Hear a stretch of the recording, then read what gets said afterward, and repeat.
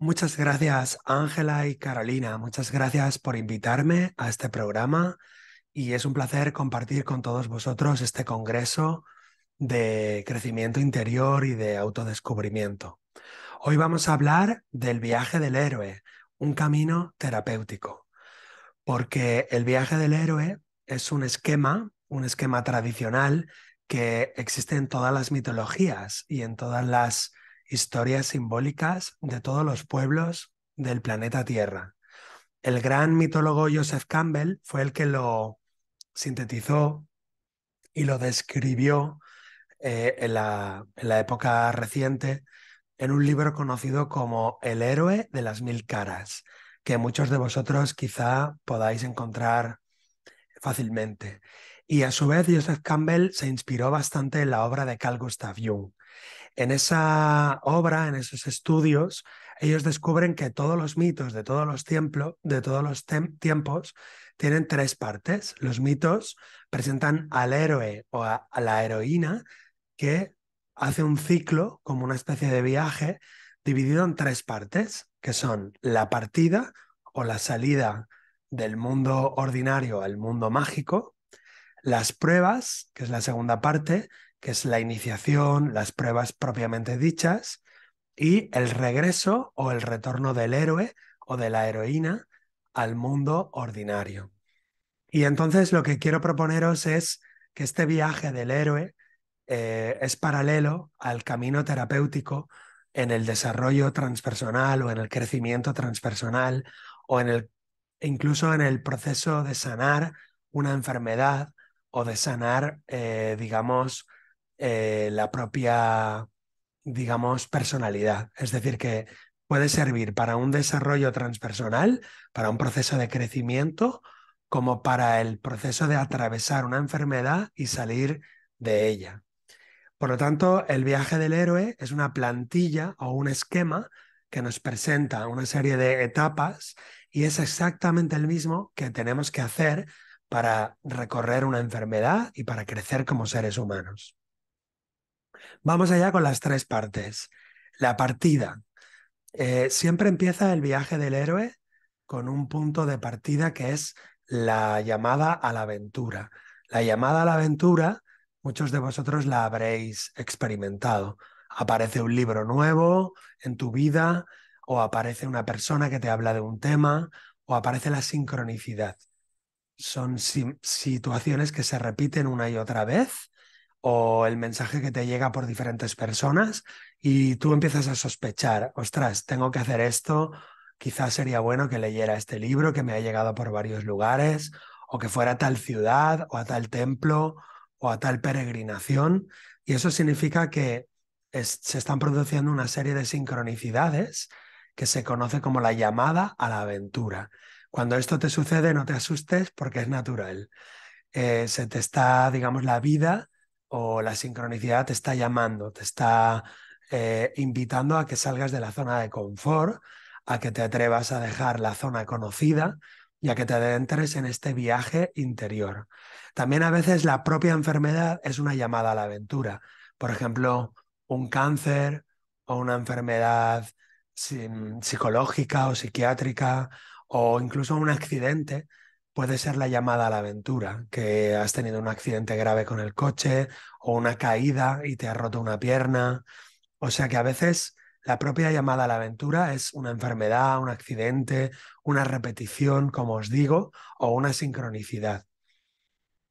El caso es que lo primero que hacemos los seres humanos, rechazar la llamada. Negamos esa llamada y queremos volver al mundo conocido, queremos volver a la vida ordinaria y negamos que nos está pasando eso, que eso es para despertar, que eso es para crecer, lo negamos. Y por eso el héroe rechaza esa llamada, intenta volver al mundo ordinario, pero ¿qué pasa? Que no está cómodo, no está feliz, es como si fuera un pollito dentro de un huevo que está creciendo y se empieza a agrietar el huevo. Pero el pollito niega eso, se esconde y no quiere ver la luz que se empieza a filtrar por las grietas del huevo. Pero la llamada no puede ser rechazada nada más que un tiempo. Por eso, después del rechazo a la llamada, la incomodidad es tan grande y el malestar que de alguna manera el cuerpo del pollo sigue creciendo y se rompe el huevo, el cascarón, y entonces la llamada tiene que ser aceptada más o menos tarde o temprano. Y por eso aparece un mentor. El mentor o la mentora, que puede ser tu profesor de yoga, tu profesor de tai chi, puede ser un libro, puede ser un vídeo o puede ser incluso este vídeo que estás viendo. Y este mentor o mentora te empieza a dar un entrenamiento. Con lo cual el entrenamiento consiste en recibir una serie de enseñanzas, practicar. Ahí tenemos al señor Miyagi en Karate Kid, que le empieza a dar herramientas para controlarse a sí mismo, para mejorar la atención, la concentración. Ahí tenemos a ese Gandalf que entrena a Frodo Bolsón en El Señor de los Anillos, a ese Yoda que es el mentor de Luke Skywalker. Por lo tanto, este mentor o mentora lo vamos a ver siempre en todos los mitos de todas las tradiciones. El mago Merlín que entrena al rey Arturo, o por ejemplo Ulises, que es entrenado por la diosa Atenea para emprender la Odisea. En fin, este encuentro con el mentor o la mentora es un poco doloroso también, porque el mentor o la mentora te va a sacar de la zona de confort, te va a invitar a que seas una persona concentrada, honesta, que digas la verdad, que no te engañes a ti mismo. En fin, ese mentor también lo encontramos, por ejemplo, en la película del último samurái, cuando lo empieza a entrenar en el arte de la espada samurái, o lo encontramos en la película El Guerrero Pacífico también, en fin, en todas las películas y novelas y también en todos los mitos de la historia. Y ya por fin ese mentor o mentora nos invita a salir del mundo ordinario y a entrar en el mundo mágico o en el mundo extraordinario. Esto a nivel terapéutico representa entrar en el proceso terapéutico y de alguna forma generar una especie de espacio-tiempo mágico, que son las sesiones, son las sesiones terapéuticas, donde en ese tiempo y espacio mágico comenzamos a descender hacia el vientre de la ballena.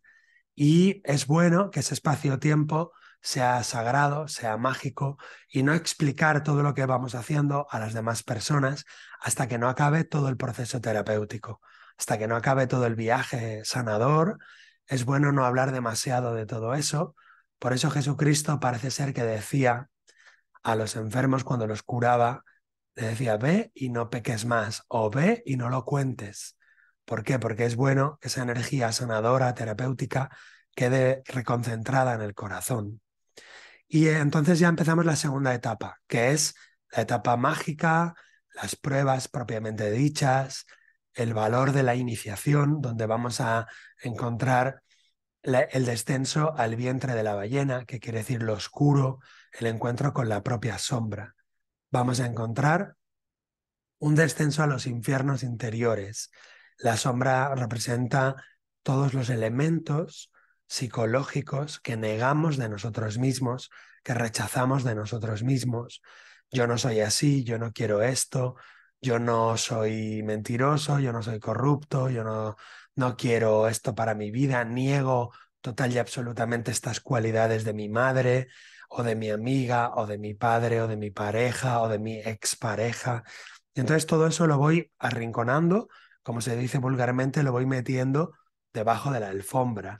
Y el encuentro con la sombra, el descenso al infierno, al vientre de la ballena, es levantar la alfombra y sacar todo eso a la luz. Es totalmente desagradable porque la alquimia se relaciona con la fase en negro, con la opus nigrum, que es la obra en negro, que quiere decir la putrefacción, es decir, levantar la alfombra y empezar a sacar todas esas porquerías psicológicas que hemos ido acumulando durante años, miedos, traumas, dolores, cosas que no queremos volver a sentir nunca más, que nos pasó en la infancia, en la adolescencia, y precisamente la obra en negro, las pruebas, para que sea terapéutico, consiste en hablar de todo eso, sacarlo a la luz, dibujarlo, hacer una danza, hacer un poema, sacar toda esa, digamos, podredumbre, esa putrefactio que dicen los alquimistas,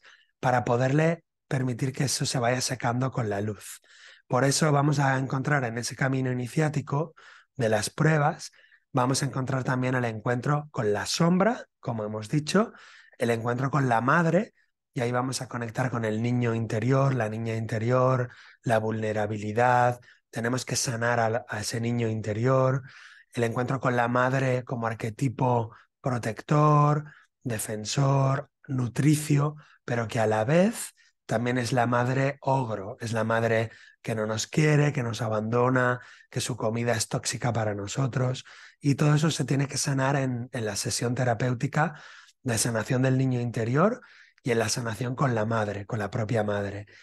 Y de alguna manera tomar distancia, tomar conciencia, descubrir cuál es el proyecto sentido que nuestra madre ha puesto para nosotros, devolvérselo como si fuera un regalo y llegar a un punto de sanación con la propia madre, que sería honrar a la madre, pero digamos desde la distancia y desde el perdón.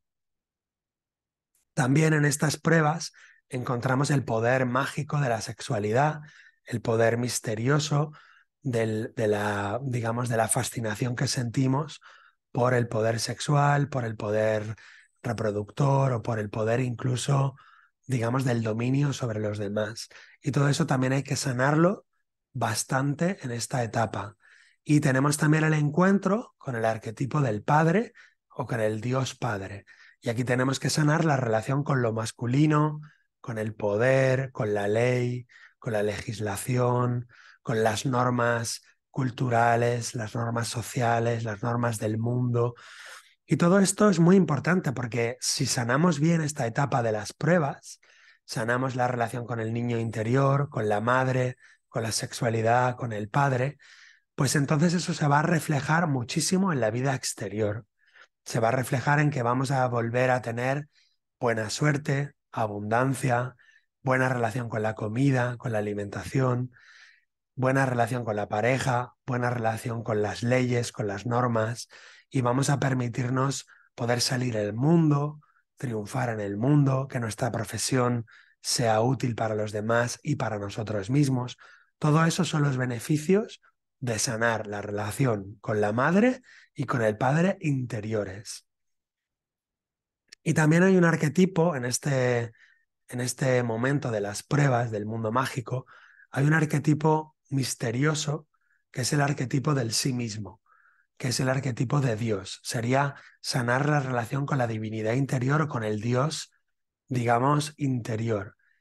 Nuestro concepto de Dios como un Dios castigador o un Dios que elige pueblos salvados y pueblos perdidos, como un Dios que envía las enfermedades, que envía la muerte, pues todo ese concepto que tenemos de Dios es falso, es un Dios, digamos, religioso, cultural, y esa relación con Dios tiene que ser sanada también interiormente, hasta llegar a un concepto de Dios más profundo, más filosófico, más eterno, un Dios que digamos que no hace daño, que no envía la muerte ni la enfermedad, sino un Dios más metafísico, sería ese concepto como el círculo, como el mandala, y llegar a conectar con ese Dios interior a través del círculo, del mandala, de la cúpula y del centro mágico, que es ese Dios, digamos, que espera eternamente y que da eternamente el amor, la voluntad y la bienaventuranza. Y por lo tanto es un Dios que no castiga, no culpa, no hace daño a sus hijos, y hay que llegar a sanar esa relación con el Dios interior para tener una sana relación con el propio Dios interior o diosa, que no es ni masculino ni femenino, como sabéis, sería lo divino o la divinidad. Y entonces vamos llegando ya a la tercera etapa del camino del viaje del héroe. La tercera etapa tiene que ver con el regreso o el retorno del héroe a su tierra, digamos, de nacimiento. El héroe, la heroína, después de alejarse de su tierra, de la partida, de su pueblo, de su ciudad, de su país, después de atravesar todas esas pruebas dificilísimas, maravillosas y mágicas, regresa a su tierra natal, regresa a su pueblo, a su país, a su ciudad, regresa con los suyos, pero no regresa solo, regresa con unas herramientas, con unas armas mágicas, o regresa con un talismán que representa eso que trae ese héroe del mundo mágico. Lo trae de haberlo experimentado y de haber vivido esas enseñanzas y esas pruebas. Y ese talismán puede ser una herramienta, puede ser una espada, puede ser un hacha, puede ser una estrella, un colgante mágico, un anillo mágico, puede ser un poder mágico y muchas veces también trae del mundo exterior, perdón, del mundo mágico, trae un tatuaje, una cicatriz, una corona, en fin, el héroe trae a su regreso lo que ha aprendido del mundo extraordinario. Y cuando entra en este mundo vulgar, en el mundo conocido, en el mundo familiar, en el mundo del pueblo, cuando entra, lo primero que siente es un gran rechazo, porque el héroe no quiere volver a coger la azada, volver a coger el tractor, volver a ser una persona vulgar, volver a la vida vulgar y ordinaria del mundo cotidiano y conocido. Entonces siente un rechazo y lo primero que quiere es negar ese regreso y quedarse en ese mundo extraordinario, en ese mundo mágico, quedarse colgado. Y por eso tiene que superar esta primera etapa del regreso, que es entrar el umbral, cruzar el umbral y aceptar ese mundo ordinario. Y de alguna manera traer lo extraordinario y vivir lo extraordinario y lo mágico, pero en el mundo vulgar, en el mundo de las cosas cotidianas. Por eso los grandes maestros invitan a sus discípulos y discípulas a hacer la comida, a hacer la colada, a volver a lavar la ropa, a volver a cultivar el huerto, cultivar el jardín, o sea, trabajos manuales, trabajos domésticos, trabajos ordinarios, porque el héroe o la heroína se quiere quedar en ese mundo mágico, en ese mundo metafísico, pero lo que necesitamos es aplicar las enseñanzas aprendidas en las cosas cotidianas. Muchas veces el héroe o la heroína se está curando de una enfermedad, se está curando de una leucemia, de un cáncer, se está curando de una depresión, pero no quiere entrar en el mundo laboral y resiste volver al mundo del trabajo, al mundo de la familia, a volver a cuidar de sus responsabilidades. Y entonces esta etapa la vemos en la psicoterapia, la vemos siempre como una etapa de resistencia, donde el paciente o el cliente no quiere volver, no quiere volver a lo conocido y porque tiene miedo, cree que va a ser atrapado por lo ordinario otra vez. Por eso hay que reforzar todo lo aprendido, todas esas herramientas mágicas y introducir nuevos hábitos de pensamiento, de emoción y de conducta en el mundo ordinario. Por ejemplo, introducir la meditación, la oración, introducir pequeños ritos mágicos en el mundo ordinario, para no olvidar ese contacto con lo sagrado, con lo mágico, y por lo tanto llegamos al final del regreso. El final del regreso es combinar los dos mundos, combinar el mundo mágico, el mundo extraordinario, con el mundo totalmente ordinario y el mundo vulgar. Y llegar a vivir en los dos mundos a la vez, que eso quizá es lo más difícil. Por lo tanto, el héroe o la heroína tiene que volver a, digamos, vivir lo mágico y lo extraordinario, pero combinándolo con lo cotidiano y con lo vulgar, sin pretender ser una persona especial, sin pretender ser una persona, digamos, adorada o temida, sino siendo una persona normal y corriente, pero con la aplicación de los principios de sabiduría aprendidos en el mundo mágico. Y quizá esta es la parte más difícil, porque la alquimia se relaciona con la obra en rojo, que es la encarnación de esos principios o valores en la propia carne, en la propia sangre y en la vivencia cotidiana de esos valores mágicos. Y ya para terminar, quizá la pregunta que todo el mundo me hace en estas charlas, en estos talleres y en esta psicoterapia, que es algunas preguntas que hemos seleccionado de vosotros, de los oyentes. Una pregunta es, ¿todos somos héroes? ¿Todos tenemos que pasar por ahí?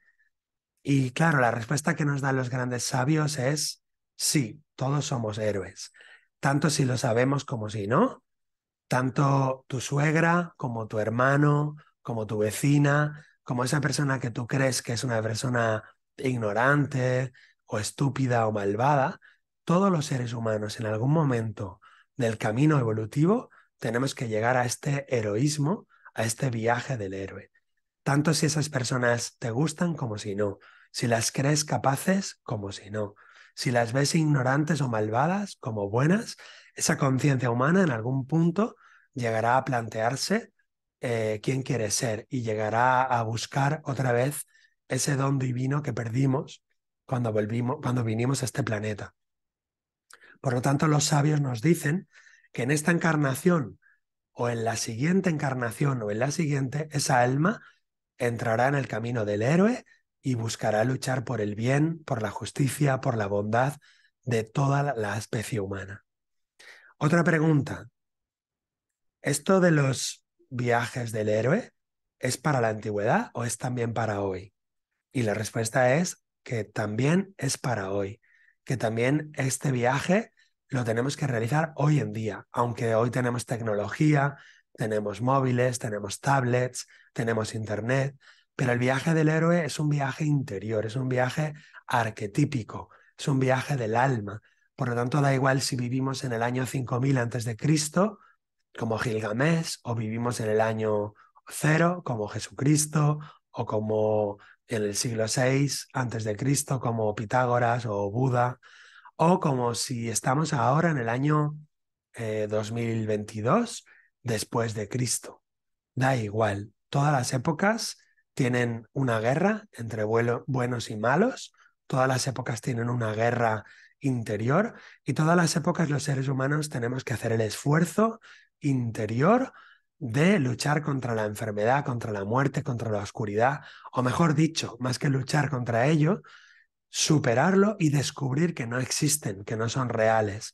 La enfermedad, la ignorancia, la maldad, la muerte son sombras en la mente humana y descubrir eso, luchar contra eso o tomar conciencia de eso es elevar el alma y despertar el alma a la luz, digamos, de la eternidad, a la luz de la divinidad.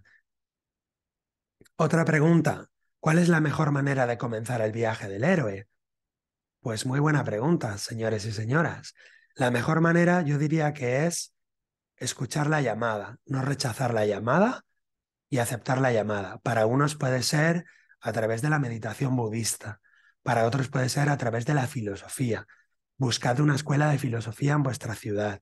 Para otros puede ser a través de un libro, para otros puede ser a través de un curso de milagros, para otros puede ser a través de la filosofía estoica o la filosofía de Platón. O pueden ser caminos como que estás haciendo un curso de yoga, de tai chi, de qigong, o un curso de naturopatía o de reiki, no lo sé. Para cada persona es diferente, pero la llamada, si tú la buscas, si tú estás atenta, atento, vas a escuchar la llamada y ponerte en marcha con tu llamada. Y también otra manera es a través de la psicoterapia, de hacer terapia transpersonal, busca un terapeuta transpersonal y comienza tu camino interior de transformación. Por eso, queridos amigos y amigas, yo también estoy a disposición de todos vosotros y me podéis encontrar en las redes sociales. En mi página web, hectorgilgarcia.com, me podéis escribir por redes sociales, por Instagram o por correo electrónico. Así pues, un placer compartir el viaje del alma con todos vosotros y con todas vosotras y os deseo, héroes y heroínas que sois, que descubráis que sois héroes y que tengáis un largo y propicio viaje con muchísimas pruebas y muchísimas dificultades, porque eso significará que vuestra alma está creciendo y superando todas esas pruebas. Buen viaje, feliz viaje.